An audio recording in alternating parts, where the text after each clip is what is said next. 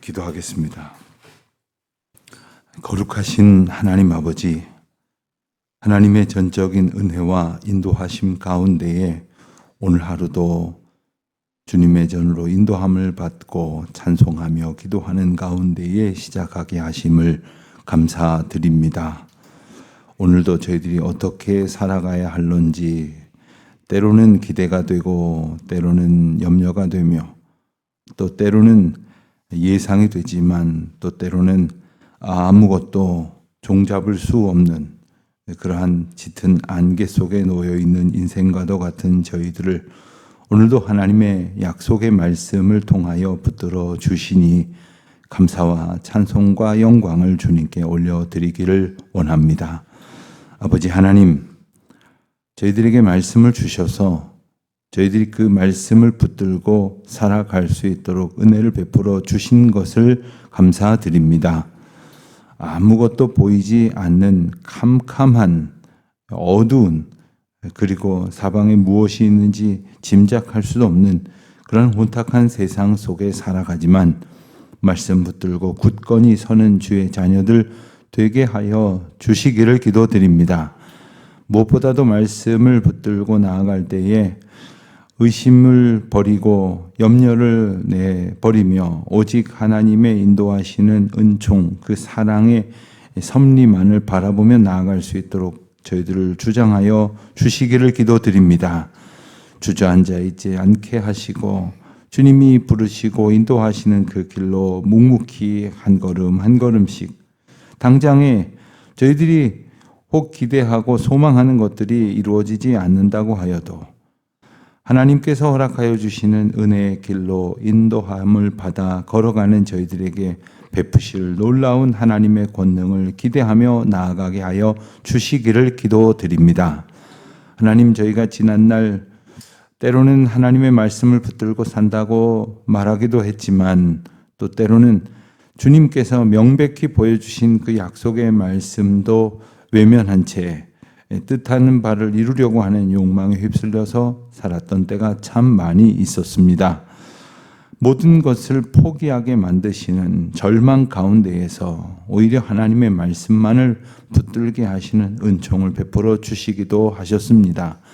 언제나 저희들을 그 크신 은혜 안에 이끄시기 위하여 모든 방법을 다 동원하시며 또한 저희가 상상할 수도 없는 그러한 특별한 은혜의 방법으로 저희들을 붙드시고자 인도하여 주셨사온즉 그 은혜의 시간들을 기억하며 오늘도 주님 앞에 온전히 찬송하며 걸어갈 수 있도록 은혜를 더하여 주시기를 기도드립니다. 저희가 그렇게 믿음 생활하게 하셨던 은혜를 입었던 것처럼 저희의 자녀들도 그와 같은 복을 얻게 하여 주시옵소서. 저희의 모든 사랑하는 교우들과 믿음의 가족들이 혹 극심한 염려 가운데에 절망할 수밖에 없는 상황이어도 주님 주신 약속의 말씀 붙들고 오늘도 분투하며 마침내 믿음으로 굳건히 서 주님의 이름을 찬송하는 주의 날 되게 하여 주시기를 기도드립니다. 하나님, 마음 상한 자들이 있습니까? 염려와 고통 가운데에 눈물 흘리며 근심하는 이들이 있습니까? 주님께서 일찍이 들려주셨던 말씀이 생각나게 하여 주시옵시고 성령께서 그 말씀을 밝히 비추어 보게 하여 주시옵소서. 어둠 속에서 희미하게 비춰졌던 것 같은 말씀이 주의 은혜로 선명히 깨달아지게 하여 주시옵시고 그 말씀으로 인하여 오늘 저희들이 그 약속의 걸음을 걷는 줄을 분명히 알게 하여 주시옵소서. 하나님, 저희 교회가 그러한 교회의 약속을 바라며 믿으며 그 약속의 길로 찬송하며 함께 걸어가는 공동체가 되게 하여 주시기를 기도드립니다. 성도들이 서로 연합하여 하나님의 말씀에 약속을 의지하고 나아갈 때에 주께서 이루시는 큰 뜻을 오늘도 보게 하여 주시옵소서. 해외에 있는 우리 많은 교우들, 지방에 있는 교우들, 군문에 나가 있는 자녀들과 유학 중에 있는 젊은이들, 특별히 병중에 그리고 오랜 세월 동안 그 고난 몸 일으켜 주시기를 주님께 기도하고 하나님 앞에 간구하는 우리 모든 사랑하는 성도들 어디에 있든지 오늘도 지켜주시고 특별히 길 떠나 있는 모든 자들에게 하나님 함께하여 주셔서 그 길 가운데에서 주님과 동행하는 기쁨으로 충만케 하여 주시옵소서. 하나님, 특별히 이제 구역 예배를 마치면서 이제 마무리 모임을 하고 있는 모든 구역들마다 하나님께서 함께하여 주시옵시고, 지난 한 학기 하나님께서 긍휼과 은혜 베푸셔서 그 귀한 직분 잘 감당할 수 있게 하여 주신 우리 구역장, 권찰리, 구역 리더들, 크고 작은 모임으로 모일 때마다 하나님께서 크신 권능으로 함께하여 주시옵소서. 아버지여, 이 날이 주의 날 되게 하시고, 모일 때마다 주님의 약속의 말씀 붙들고 함께 그 말씀으로 격려하며, 또한 함께 기도할 때마다 약속의 말씀 위에 주님의 은총을 구하는 간구가 있게 하여 주시옵소서. 예배당 건축 공사장에서 펼쳐질 모든 하나님의 거룩한 역사가 저희의 간구 가운데에 주님이 이루시는 놀라운 계획이며 섭리인 줄을 깨닫게 하여 주시옵시고, 굳은 날씨 가운데 수고하는 우리 인부들 하나님께서 주장하여 주시사 조그마한 안전사고도 없이 불편한 일 만나지 않도록 하나님의 은혜를 경험하는 날이 되게 하여 주시옵소서. 감사 찬송 드리오며 이 모든 말씀 우리 주 예수 그리스도의 이름으로 기도하옵나이다. 아멘. 열왕기하 7장 말씀을 보겠습니다. 열왕기하 7장 11절부터 20절까지 말씀 우리 한 목소리로 함께 봉독합니다.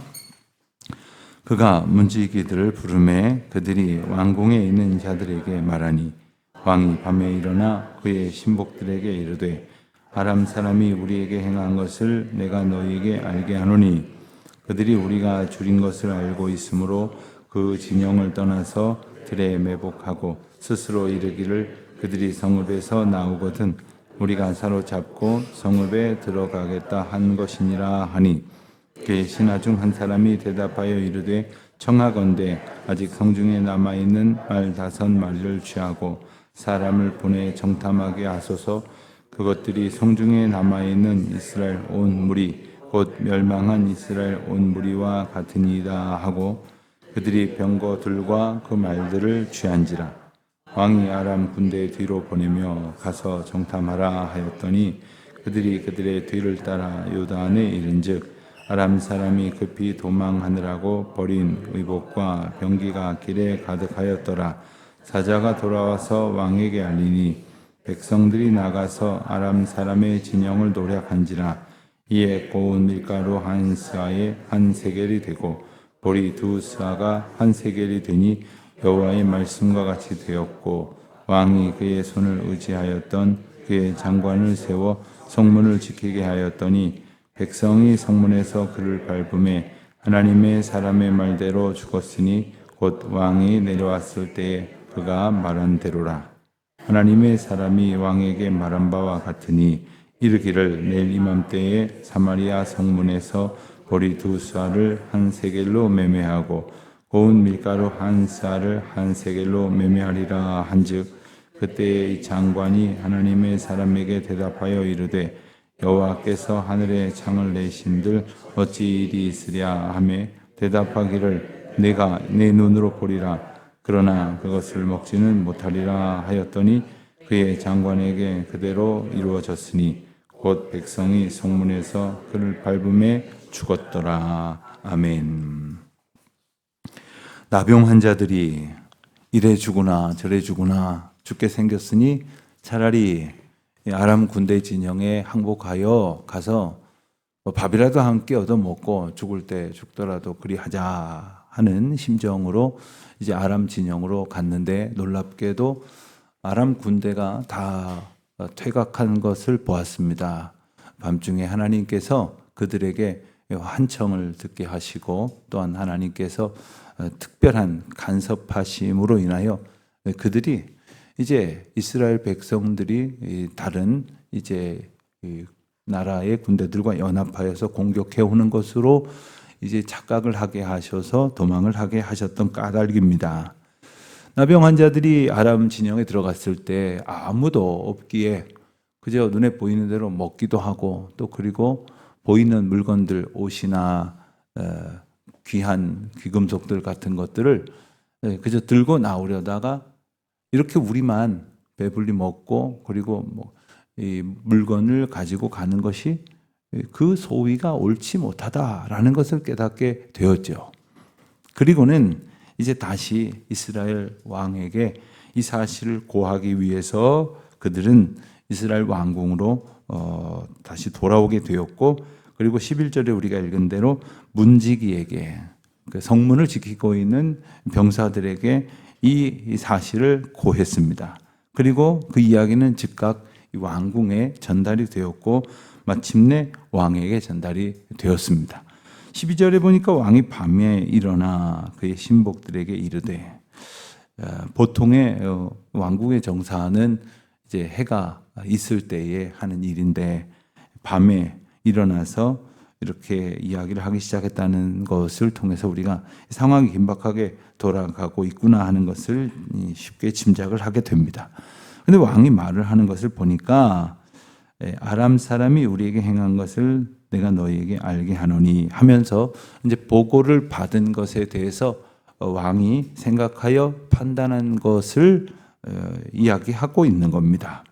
그들이, 즉 아람 군대가 이스라엘 백성들이 성 안에서 고립되어 줄이고 이제 고통스러워하는 것을 알고 있었기 때문에 그들은 이제 자기들이 진치고 있었던 곳에서 이것을 비우고 이 들판으로 나가서 이제 매복을 하고 있다가 진영이 비었다, 아람 진영이 비었다라는 소식을 듣고는 그 진영에 뭔가를 이제 빼앗으러, 다시 자기들 빼앗겼던 물건을 찾으러 이제 나오는 이스라엘 백성들을 매복하였다가 다 사로잡으려고 한다. 이 왕이 이렇게 판단을 한 겁니다. 그러니까 왕이 이렇게 판단을 한 것에는 일단 문둥병자들, 나병 환자들의 이야기를 일단 받아들인 거예요. 나병 환자들의 보고가 사실이라고 전제를 했을 때 생각을 해보니까 그게 사실이어도 지금 아람 군대가 매복해서 우리를 사로잡으려고 하니까 하면서 이제 왕의 판단을 전하고 있는 것입니다.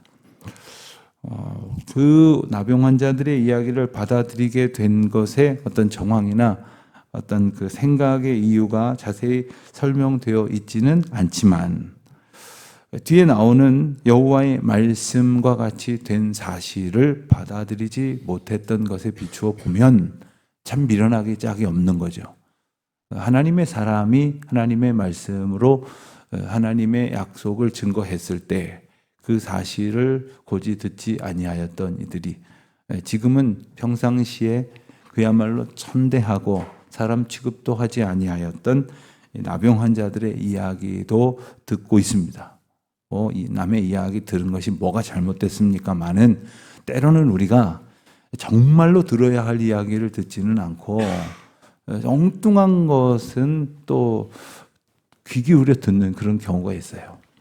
때로 우리 자녀들에게 이렇게 해라 저렇게 해라 실컷 얘기하는데 절대 그냥 말을 그렇게 듣지 않아 먹다가, 아니 뭐 친구가 한마디 했다고, 혹은 뭐 선배가 한마디 했다고, 심지어는 인터넷에서 누가 뭐라 그랬다고 즉각 그렇게 하는 그런 모습을 이제 보이면 참 부모로서 참 정말 들어야 될 이야기는 안 듣고 엉뚱한 이야기, 그나마 그것으로도 들으면 다행인데 하는 그런 생각을 할 때도 있습니다.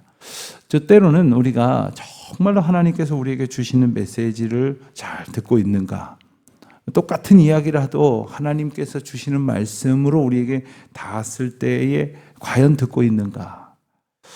오늘 말씀에 보면 어쨌든 이 나병 환자의 이야기들을 파악한 그 왕은 신하들에게 그와 같은 뜻을 전했더니 13절에 보니까 한 신하가 대답을 합니다.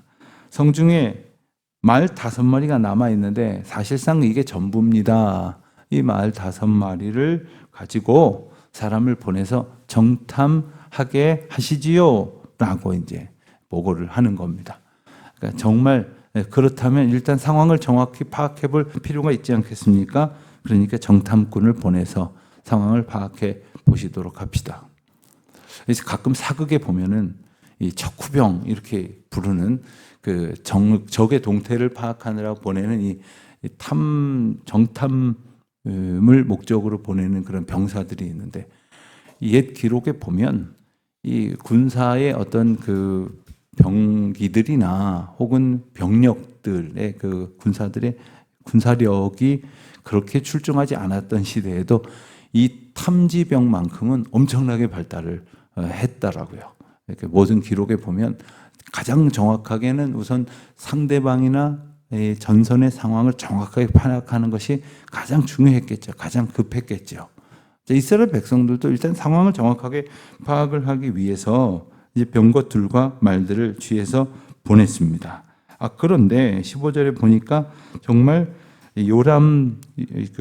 요단강 변에 이르러서 아람 진영 한 끝에 이르렀을 때 정말 그들이 어디로 도망했는지를 쉽게 찾을 수 있을 만큼 도망하던 길에도 의복과 병기들이 길에 가득했다는 것입니다.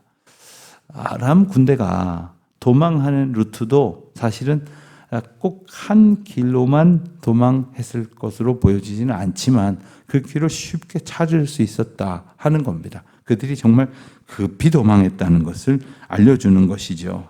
그래서 정탐꾼들은 돌아와서 왕에게 알렸습니다. 마침내 16절에 이 사실이 백성들에게 전해져서 아람 진영을 노략하여 그곳에 있었던 먹을 것들을 다 확보하게 되므로 고운 밀가루 한 스아가 한 세겔에 다시 이제 거래가 될 정도로 공급량이 안정이 되고, 그리고 보리 두 스아가 한 세겔이 되어서 여호와의 말씀과 같이 되었다. 자, 우리 7장 1절 말씀을 한번 보시겠습니까? 7장 1절 말씀을 보면 아람이 쳐들어와 가지고 이제 이스라엘 백성들이 난리가 나서 그 안에 먹을 것이 없어서 심지어 평소에는 먹지도 않고 땔감으로 쓸 정도로 천히 여기던 그러한 물건들마저 엄청난 값으로 거래가 되어지는 형편이 되지 않았습니까? 그때 엘리사가 여호와의 말씀을 듣고, 그리고 여호와의 말씀을 이스라엘 백성들에게 전하기를 내일 이맘때에 사마리아 성문에서 고운 밀가루 한 스아를 한 세겔로 매매하고 보리 두 스아를 한 세겔로 매매하리라 하셨느니라 하면서 하나님의 말씀을 선포했죠. 그러니까 당시에 갑자기 이 전세의 영향으로 급등해져 버린 물가가 내일 이맘때 다시 안정을 되찾을 것이다 라고 말했더니 사람들이 고지 듣지를 않았다는 겁니다. 여러분, 그도 그럴 것이, 물론 한참 전에야 그렇지 않았지만 지금 당장의 상황이 긴박하여서 아주 별것도 아닌 것들이 엄청난 값으로 거래되어지고 있는 현실 속에서 한참 지나면 괜찮아질 겁니다도 아니고 내일 이맘때에 이게 원래대로 이게 정상적인 가격으로 혹은 그보다 더 싸게 거래가 될 것이다 라는 말을 누가 고지 들을 수가 있겠습니까? 그러니까 사재기가 일어나는 것이고, 그러니까 비싼 값에도 막 사는 거 아닙니까? 저는 이때를 한번 떠올려 봤습니다. 우리가 코로나 초기에 마스크를 구할 수가 없어갖고 동네마다 약국에 줄을 서고 있었던, 지금 생각하면 기가 막힌 일이죠. 지금 아마 여러분 가정에 여기저기 뒤지다 보면 마스크가 막 툭툭 튀어나올 터인데, 그때는 이 마스크가, 그리고 보통 때는 한 300원 이 정도 팔렸던 것 같은데 막 2,000원, 3,000원 이렇게 팔려도 이거 지금 안 사면 못 산다고. 그리고 막 약국을 다니면서 이거 한 사람에 2개씩밖에 못 팝니다. 그럼 막 사정해가지고 3개 사왔다고 좋아하고, 그리고 옆에 약국 가서 막 그렇게 샀을 때에 누가 와서 내일 이맘때 이거 도로 300원대. 그러면 그래? 그럼 내일 이맘때 사야지 하는 사람이 있었냐고요. 이상한 소리 하지 마. 오늘 갑자기 3,000원 된 게 내일 어떻게 갑자기 300원이 되나. 답답한 소리 하네. 내일 5,000원으로 올릴지도 모르니까 빨리 지금이라도 사야 돼. 이런 생각을 하는 것이 우리의 기본적인 생각일지 모르지만 중요한 것은 여기에 내일 300원이 된다는 것이 하나님의 말씀이었다는 거예요. 하나님의 말씀이었음에도 불구하고 믿지 못한 것은 자신들의 정황 판단을 신뢰했다는 거죠. 우리가 얼마나 그럴 때가 많은지 모릅니다. 하나님의 말씀이 읽혀지고 들려지고 선포되어지고 해석되어진다고 할지라도 심지어 고개를 끄덕이고 입술로는 아멘이라고 했음에도 불구하고 에휴 근데 그렇게 되겠어? 현실을 보라고. 이러면서 우리가 말씀을 붙들기보다는 말씀은 말씀이고 현실은 현실이지라고 주저앉을 때가 얼마나 많은지 모릅니다. 자, 우리 말씀을 의지한다는 것이 무엇일까요? 7장 1절을 보았는데 한 절, 2절을 더 보겠습니다. 그때의 왕이 그의 손에 의지하는 자, 곧 한 장관이 하나님의 사람에게 대답하여 이르되, 자, 여호람의 그 나라의 한 장관이 하나님의 사람 엘리사에게 이렇게 대답했다는 거예요. 여호와께서 하늘에 창을 내신들 어찌 이런 일이 있으리요? 그러니까 아예 그 장관이라는 자는 말하기를 하나님의 말씀이라면 제가 믿겠습니다가 아니라 하나님께서 하신다 할지라도 말이 됩니까? 그게 되겠습니까? 하고 있더라는 거죠. 그러니까 이 하나님의 말씀이라고 여기질 않아서 안 믿은 게 아니라 하나님의 말씀인 줄 알면서도 안 믿었다는 거예요. 여기에 문제가 있었던 것이고, 그래서 엘리사가 뭐라고 그랬습니까? 네가 내 눈으로 보리라. 그러나 그것을 먹지는 못하리라. 여러분, 먹지 못하면 어떻게 된다 소리입니까? 죽는 거죠. 내가 그것을 보긴 볼 것이다. 그러나 죽게 될 것이다. 어떻게 됐는가요? 자, 17절 말씀을 보니까 왕이 그의 손에 의지하였던 그의 장관을 세워 성문을 지키게 하였더니 백성이 성문에서 그를 밟음에 하나님의 사람의 말대로 죽었으니 곧 왕이 내려왔을 때에 그가 말한 대로라. 그가 분명히 그 상황을 보고 그리고 갑자기 이제 밀려드는 인파를 어떤 통제하는 책임을 맡는 그런 역할로 그 성문에 왕이 세워놨는데 그 사람에게 발표 그만 죽고 말았다는 겁니다. 하나님께서 말씀하신 바를 엘리사를 통해서 선포하셨는데 그래서 말씀하신 바와 같이 되었다. 18절에 보니까 하나님의 사람이 왕에게 말한 바와 같으니 말씀하신 대로 이루어져서 이제 다시 가격이 안정되고 그리고 모든 상황이 하나님의 인도하심을 경험하게 되었지만 그는 그제라도 깨우쳐 하나님 앞에 회개하여야 했을 것인데 그러했다는 이야기가 나오지를 않습니다.